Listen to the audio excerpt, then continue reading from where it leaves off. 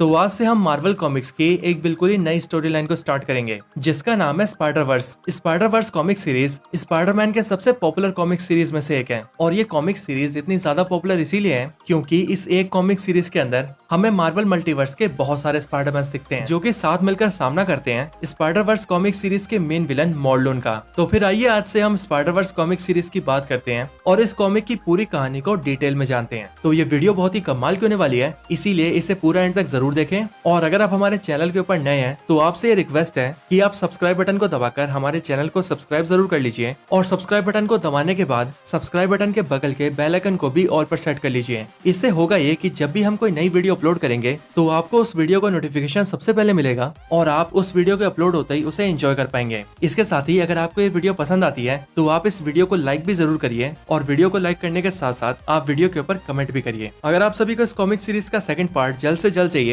तो आप कमेंट्स के अंदर पार्ट 2 लिख सकते हैं या फिर स्पाइडर वर्स पार्ट 2। तो फिर आइए अब हम बिना किसी देरी के आज की इस कमाल की वीडियो को स्टार्ट करते हैं।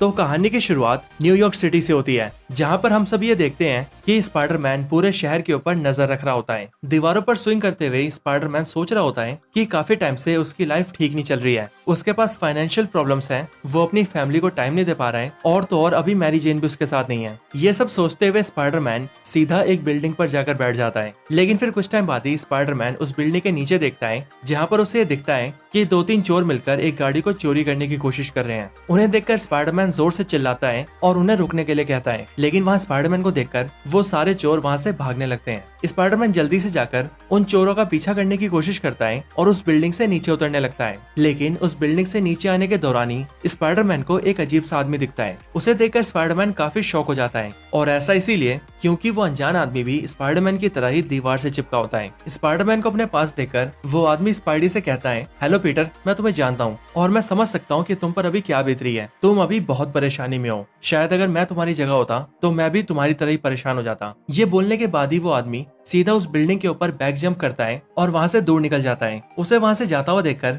स्पाइडरमैन उसका पीछा करता है और उसके पीछे जाते जाते स्पाइडरमैन उससे पूछता है कि आखिर तुम हो कौन और तुम ये कैसे जानते हो कि पीटर पार्कर ही स्पाइडरमैन है। स्पाइडरमैन के इन सवालों को सुनकर वो आदमी स्पाइडी को जवाब देता है कि उसका नाम इज़ीकियल है और वो यहाँ पर स्पाइडरमैन की मदद करने आया है। लेकिन इतना बोलने के बाद इज़ीकियल नाम का वो शख्स स्पाइडरमैन से दूर निकल जाता है। इज़ीकियल की बातें सुनकर स्पाइडरमैन को थोड़ी हैरानी होती है और इसीलिए वो एक बार फिर से इज़ीकियल के पास आता है और उसे रुकने के लिए कहता है। ये देखकर इज़ीकियल स्पाइडी से पूछता है, स्पाइडरमैन, क्या तुम मुझे बता सकते हो कि तुम्हें तुम्हारी पावर्स कैसे मिली थी? ये सवाल सुनते ही स्पाइडरमैन उसे जवाब देता है कि उसे उसकी सारी पावर्स एक रेडियो एक्टिव स्पाइडर के काटने से मिली थी जिसने कई साल पहले उसके हाथ पर काटा था। लेकिन ये सुनने के बाद इज़ीकियल स्पाइडरमैन से कहता है कि क्या स्पाइडरमैन ने जो भी कहा है वो इस बात को प्रूव कर सकता है? ये सुनते ही स्पाइडी हैरान हो जाता है, बट इज़ीकियल स्पाइडरमैन को देखते हुए उससे आगे कहता है, पीटर, हम उन्हीं पर बिलीव करते हैं जिन चीजों को हम अपनी आंखों से देखते हैं और इसीलिए तुमने भी मुझसे वही कहा जो तुमने देखा था। तुमने मुझे बताया कि तुम्हें तुम्हारी सारी पावर्स एक रेडियो एक्टिव स्पाइडर के काटने से मिली है, लेकिन क्या तुम इस बात को साबित कर सकते हो? इज़ीकियल की ये सारी बातें सुनकर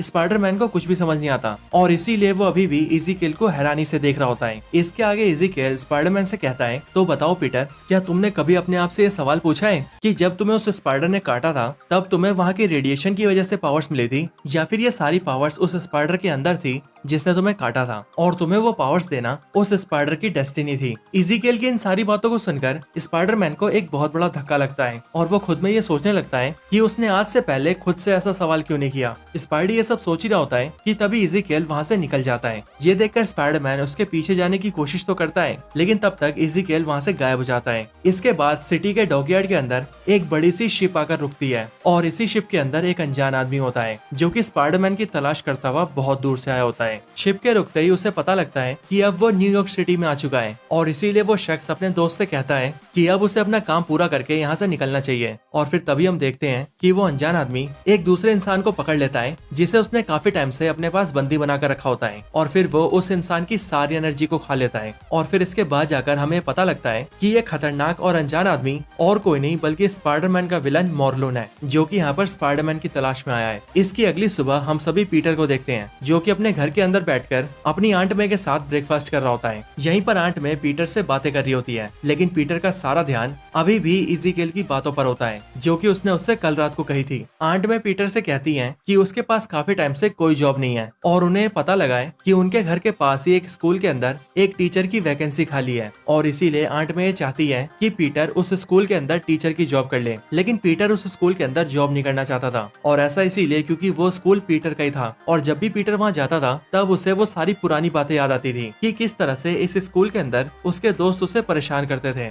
इसके बाद पीटर पार्कर स्पाइडरमैन की कॉस्ट्यूम पहनकर अपने घर से बाहर निकल जाता है और शहर के अंदर स्विंग करने लगता है। लेकिन पीटर जहाँ से स्विंग करते हुए जा रहा होता है वहीं पास के एक रेस्टोरेंट के अंदर स्पाइडरमैन का दुश्मन मॉर्लून भी बैठा होता है और वहाँ पर जैसे ही मॉर्लून की नजर स्पाइडरमैन के ऊपर पड़ती है वैसे ही स्पाइडरमैन का स्पाइडर सेंस जोर जोर से बजने लगता है। अपने स्पाइडर सेंस को इस तरह बजता देखकर स्पाइडरमैन जल्दी से पास की एक सेफ जगह पर जाता है और वहाँ जाकर वो ये सोचने लगता है कि आज से पहले उसका स्पाइडर सेंस इतनी जोर से कभी नहीं बजा। लेकिन स्पाइडरमैन को ऐसा लगता है कि उस पर कोई हमला करने वाला है और इसीलिए उस हमले से बचने के लिए स्पाइडरमैन थोड़ी देर वहीं पर छुपने का फैसला करता है। लेकिन काफी टाइम तक स्पाइडरमैन वहाँ पर यही सोचता है कि आखिरकार वो छुप किससे रहा है, क्योंकि उसे वहाँ पर कोई खतरा नहीं दिख रहा था। और फिर इसीलिए जब कुछ टाइम तक स्पाइडरमैन को वहाँ पर कोई खतरा नहीं लगता तब वो धीरे से वहाँ से निकल जाता है। लेकिन स्पाइडरमैन इस बात से अनजान होता है कि उसके दुश्मन मॉर्लून ने उसे देख लिया है। इसके बाद स्पाइडरमैन आंट मे की बातों को याद करता है और उनके कहे अनुसार टीचर की जॉब करने के लिए स्कूल में चला जाता है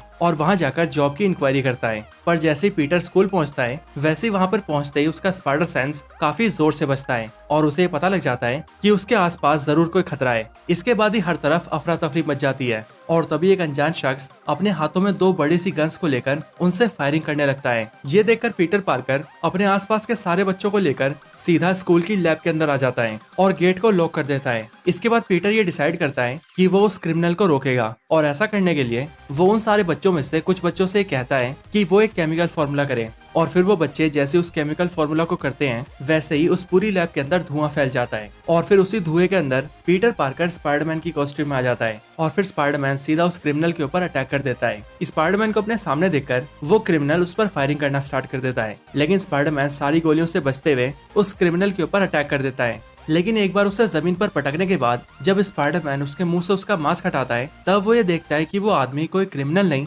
बल्कि उसी स्कूल का एक छोटा सा बच्चा है। वो बच्चा रोते हुए स्पाइडरमैन को बताता है कि उसने ये सब जानबूझ के नहीं किया बल्कि उसने तो ये सब इसीलिए किया है क्योंकि उसके स्कूल के सीनियर्स उसे बहुत ज्यादा परेशान करते हैं और इसीलिए अब वो उनसे तंग आ चुका है। इसीलिए फ्रस्ट्रेशन में आकर उसने ये कदम उठाया है और वो अपने इस काम के लिए बहुत शर्मिंदा है। ये सारी बातें सुनकर स्पाइडरमैन उसे छोड़ देता है और फिर कुछ टाइम बाद ही स्कूल में पुलिस आती है और वो उस बच्चे को अरेस्ट करके ले जाती है। इसके बाद पीटर ये डिसाइड करता है कि अब से वो उस स्कूल में पढ़ाएगा और ऐसा इसीलिए क्योंकि इस स्कूल के अंदर ऐसे कई सारे बच्चे हैं जिन्हें पीटर की जरूरत है। इसके बाद से पीटर स्कूल में पढ़ाना स्टार्ट कर देता है। लेकिन फिर एक दिन जब पीटर स्कूल में पढ़ाने आता है तभी उस स्कूल का प्रिंसिपल पीटर के पास आता है और वो पीटर से कहता है कि तुम बहुत अच्छे टीचर हो पीटर, लेकिन तुम्हारे साथ साथ तुम्हारे दोस्त भी बहुत अच्छे हैं क्योंकि तुम्हारे दोस्त ने हमारे स्कूल को पूरे $1,00,000 डोनेट किए हैं। प्रिंसिपल की बातें सुनकर पीटर ये सोचने लगता है कि आखिरकार उसका ये कौन सा दोस्त हो सकता है जो कि स्कूल को इतनी बड़ी रकम डोनेट कर सकता है। इसके बाद प्रिंसिपल पीटर से कहता है कि उसका दोस्त अभी प्रिंसिपल रूम में है और वो अभी के अभी पीटर से मिलना चाहता है,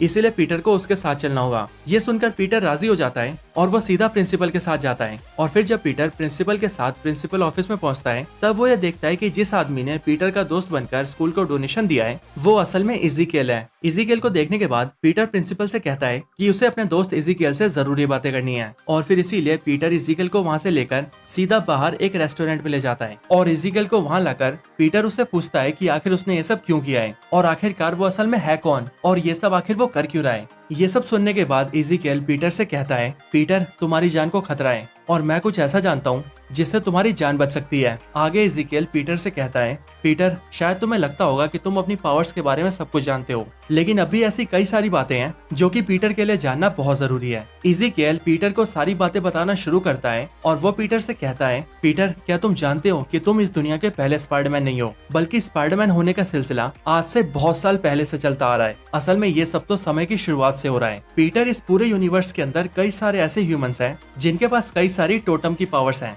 और ये टोटम पावर एक ऐसी पावर होती है जिसके जरिए एक ह्यूमन अपने आप को एक एनिमल से जोड़ सकता है। बेसिकली टोटम पावर्स का यूज करके वो सारे ह्यूमंस एनिमल से एक कनेक्शन बिल्ड कर सकते हैं। और पीटर, तुम भी एक टोटम हो, और ऐसा इसीलिए क्योंकि तुम भी एक ऐसे ह्यूमन हो जिसके अंदर स्पाइडर की पावर्स हैं। लेकिन तुम तो ये जानते हो पीटर कि इस पूरे यूनिवर्स के अंदर हर पॉजिटिव का एक नेगेटिव होता है, ठीक वैसे ही जैसे एक हीरो का एक विलन होता है। एग्जाम्पल के लिए कैप्टन अमेरिका एक सुपर सोल्जर है, लेकिन कैप्टन के जो विलन्स हैं जो कि हैं बैरन ज़ीमो और रेड स्कल, वो भी कैप्टन अमेरिका की तरह ही सुपर सोल्जर्स हैं। इसके अलावा अगर बात करें एक्समैन की, तो एक्समैन के अंदर मैग्नीटो एक्समैन टीम का दुश्मन है, लेकिन मैग्नीटो भी सारे एक्समैन टीम के मेंबर्स की तरह ही एक म्यूटेंट है। और अगर हम थॉर की बात करें तो थॉर का दुश्मन लोकी है, जो कि थॉर की तरह ही एक गॉड है। और हाँ पीटर, जिस तरह से तुम्हारे पास एक एनिमल पावर है, उसी तरह से जो तुम्हारे विलन्स हैं उनके पास की जो पावर्स है वो भी एनिमल्स को सिग्निफाई करती है, जैसे कि डॉक्टर ऑक्टोपस, वल्चर, कमेलियन और राइनो, ये सारे ही एनिमल्स की पावर्स को सिग्निफाई करते हैं।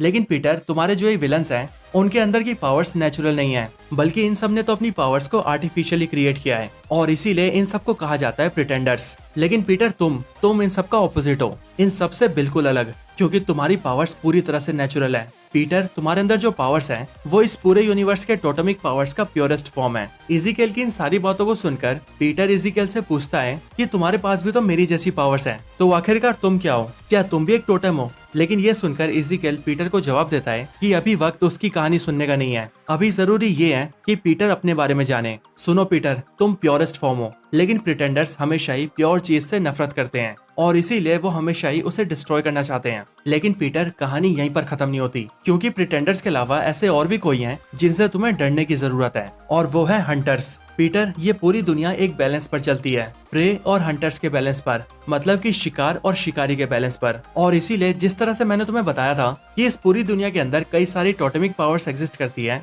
ठीक उसी तरह से इसी दुनिया के अंदर कुछ ऐसे हंटर्स भी एग्जिस्ट करते हैं जो कि इन टोटेमिक पावर्स को खाते हैं। आसान भाषा में कहूँ तो टोटेमिक पावर्स वाले शिकार होते हैं, और ये हंटर्स उनके शिकारी जो कि उनका शिकार करते हैं। मैं तुम्हें बता दूं पीटर कि ये हंटर्स बहुत पावरफुल होते हैं, और क्योंकि तुम्हारे अंदर भी एक प्योर टोटम पावर है, इसलिए तुम्हें भी इन हंटर्स से खतरा है। पीटर, इन हंटर्स को इनहेरिटर्स भी कहा जाता है, जो कि कई सेंचुरीज से तुम्हारे जैसे टोटम्स को खाते आ रहे हैं, और अब उन्हीं में से एक हमारी दुनिया के अंदर है, और अब वो तुम्हें अपना शिकार बनाना चाहता है। और मैं तुम्हें बता दूं पीटर कि जो हंटर तुम्हारा शिकार करने आया है उसका नाम मॉर्लोन है, जो कि तुम्हें मारकर तुम्हारी टोटम पावर्स को अब्सॉर्ब कर लेगा, क्योंकि वो इनहेरिटर टोटम पावर्स पर ही फीड करता है।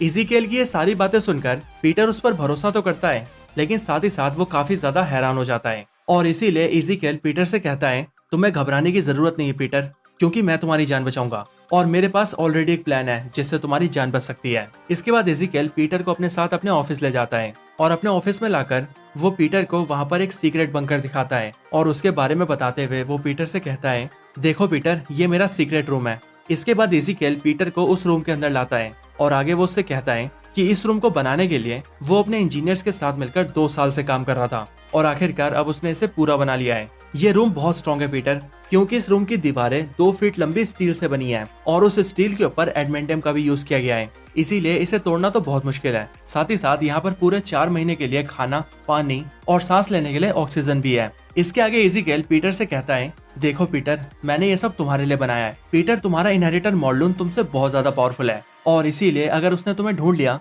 तो फिर तुम उससे बच नहीं पाओगे, और इसीलिए मैं चाहता हूँ कि तुम यहाँ पर छुप जाओ और कई महीनों तक यहीं पर छुपे रहो, क्योंकि जब तक तुम इसके अंदर रहोगे तब तक मॉर्लोन तुम्हें सेंस नहीं कर पाएगा, और जब कई महीनों तक मॉर्लोन तुम्हें नहीं ढूंढ पाएगा तो फिर वो एक नए टोटम की तलाश में यहाँ से चला जाएगा। लेकिन पीटर इज़ीकियल से कहता है, इज़ीकियल, तुमने ऐसा मेरे लिए जो भी किया है उसके लिए तुम्हारा बहुत बहुत शुक्रिया, लेकिन मेरे दोस्त, मैं यहाँ पर छुप नहीं सकता, क्योंकि मेरे ऊपर कई सारी रिस्पॉन्सिबिलिटीज हैं। मुझे अभी जाकर अपनी क्लास को पढ़ाना है, और उसके साथ ही साथ इस पूरे शहर की जिम्मेदारी भी मेरे ऊपर है, और मैं इन सबसे भाग नहीं सकता। और फिर ये सब बोलकर पीटर वहाँ से चला जाता है। इसके कुछ टाइम बाद पीटर को ये पता लगता है कि पास की एक बिल्डिंग के अंदर आग लगी है और फिर इसीलिए पीटर अपने स्पाइडरमैन कॉस्ट्यूम को पहनता है और सीधा वहाँ फंसे लोगों की मदद करने के लिए पहुंच जाता है और एक एक करके वहाँ के लोगों को बाहर निकालने लगता है। लेकिन तभी अचानक एक बार फिर से स्पाइडरमैन का स्पाइडर सेंस बहुत जोर से बजता है। लेकिन इससे पहले कि स्पाइडरमैन को कुछ भी समझ आता, स्पाइडरमैन के मुंह पर एक जोरदार पंच आकर लगता है और उस अटैक की वजह से स्पाइडरमैन दूर जाकर गिरता है और सीधा एक कार के अंदर घुस जाता है।